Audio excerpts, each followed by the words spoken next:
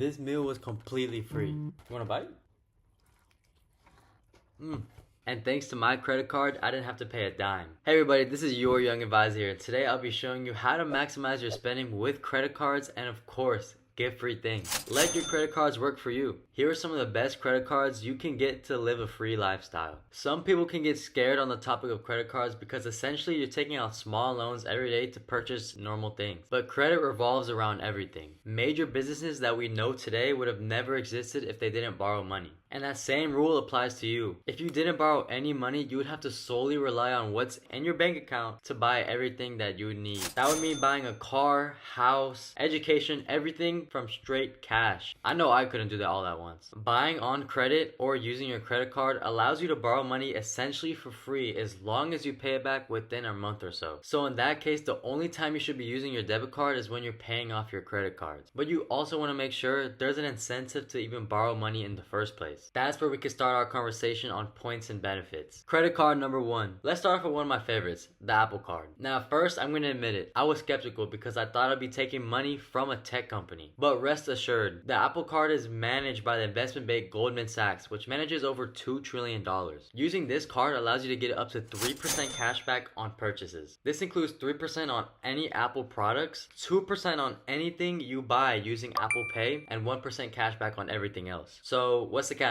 You need an Apple product to have this card, but if you have one, it's a no-brainer. The cash that you earn back from those promotions will then be sent to your new savings account that opened up when you applied for the card. But it's not just any savings account, it's a high-yield saving account that currently earns 3.65% interest annually, leaving all normal saving accounts in the dust. So think of it as this: if you're buying anything with your phone, you're essentially getting a permanent 2% discount off the ticket price. It's a nice feeling knowing you're saving money no matter what you do, as long as you use the card right. And on top of that, Apple throws in promotional deals from time to time to earn even more cash back with select companies and partnerships. They once did a 6% cash back promotion on any ExxonMobil gas station purchases. So with a $30 tank refill on my Honda, I was able to earn almost $2 back just for using the card. And that might not sound like a lot, but I could have received absolutely nothing had I used my debit card to buy the gas instead. And I needed the gas regardless, so I might as well get rewarded while I'm doing so. All in all, the Apple Card is a great way to start getting cash back on your purchases for things you would otherwise be using cash to buy. It's a great way to start building up your savings account and planning for the future. But now going more on the conversation of credit card points, let's get into card number 2. This would be the Amex Gold.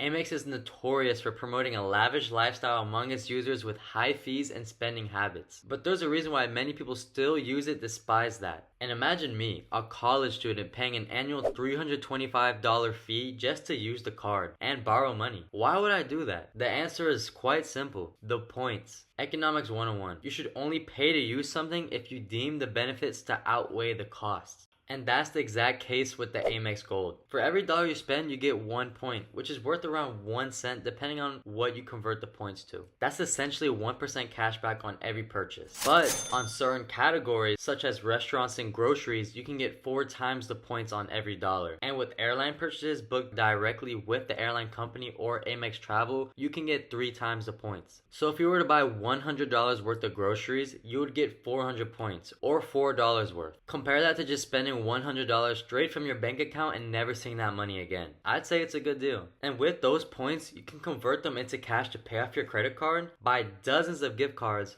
book hotels, or what I did, buy flights for your uncle so you can go mountain biking in the Appalachian Mountains of North Carolina. And please keep in mind, with my limited college student budget, I managed to earn over 6,500 points since June, about 4 months ago. And most of that comes from me taking advantage of buying groceries, buying food, and then airline tickets as well, maximizing those points available. And with only spending $148 last month, I've earned 573 points, averaging to about 3.8% cash back. It's literally free money. And on top of that, you get credits to participating stores just for having the card. Every month, I get to reward myself with KFC, paid for by Amex in the form of a Grubhub statement credit. I also get $100 to select restaurants, $120 to drive myself around with Uber, $84 a year to buy Dunkin' Donuts, and again, that $120 to buy Grubhub food. Who doesn't like free fried chicken? That being said, although the $325 price tag may seem outrageous, and I tend to agree as well, those credits alone almost compensate for the amount that you spend. But when you start contributing those points to your account, then you will start really seeing that benefit of paying that fee. And trust me, it hurts as a college student, but in the long term, free flights and hotels just for spending money that I would have already spent goes a long way. But now, no matter what you spend, there's no avoiding that $325 fee. And that's not even considering the Amex Platinum card that has an annual fee of $895. So how can you take advantage of free points without paying an outrageous fee? That brings us to card number 3, the Chase Freedom Flex. With a $0 annual fee, you can continue to earn up to 5% cash back on certain categories. This includes 5% points on travel directly booked with Chase Travel, 3% on dining and drugstore purchases, and 1% on everything else. Those points can be redeemed to book flights, book hotels, redeem into gift cards, pay off your credit card, or use to shop directly with partnering companies. But here's my favorite part. Every quarter of the year, they introduce an extra spending category to get another 5% bonus on. For example, the first quarter of this year, it was 5% on grocery store purchases. The second quarter was Amazon and streaming services. The last quarter was gas stations and Instacart. And then this current quarter includes department stores and travel, just in time for the holidays. Again, all of this can be taken advantage for absolutely no cost, unless you don't pay your credit cards, of course. And there you have it. 3 credit cards that you can open today to start earning points and rewarding yourself with money you are going to spend anyways. But please keep in mind that with credit cards comes with a great responsibility that must be taken, since it is borrowed money and eventually you need to pay it back in full. Credit card debt is one of the biggest debts Americans face due to extremely high interest rates that can spiral out of control if you don't pay everything you owe on time. So with that being said, spend wisely and responsibly. Thank you for your time today and letting me be your young advisor today. Let's all get rich 2025, and using credit card points can help us get there. Have a great one. See you guys in the next video.